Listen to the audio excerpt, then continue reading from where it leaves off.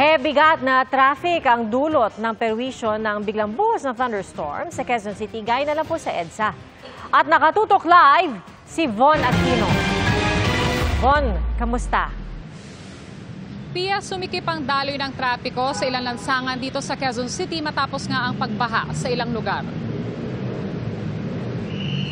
Pasado alas 5 ng hapon, mabigat ang daloy ng trapiko sa north at southbound ng EDSA Kamuning.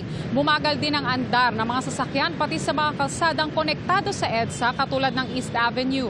Pila rin ang mga sasakyan sa GMA Network Drive na isa rin sa mga daanan patungong EDSA. Sa Nia Road, unahan ang mga stranded commuters sa pagsakay sa mga bus. Tulad ng stroke survivor na si Amorsolo Capuyan na 3 oras na raw naghihintay na masasakyan na bus. Habang ang empleyadong si Aida Balbero 2 oras nang naghihintay.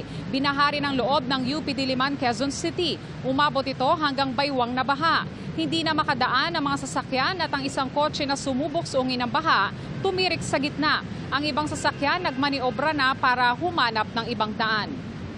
Pia, sa mga oras na ito ay lumuwag na yung daloy ng trapiko sa Timog Avenue at East Avenue. Pero pagdating dito sa southbound lane ng EDSA Kamuning ay mabigat na naman yung daloy ng trapiko hanggang makarating ng Cubao.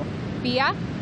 So Von, sa mga sandaling ito hanggat maaari, kailangan pa bang umiwas pa rin sa EDSA or meron pa bang, ano pa ba yung mga alternatibong pwedeng daanan?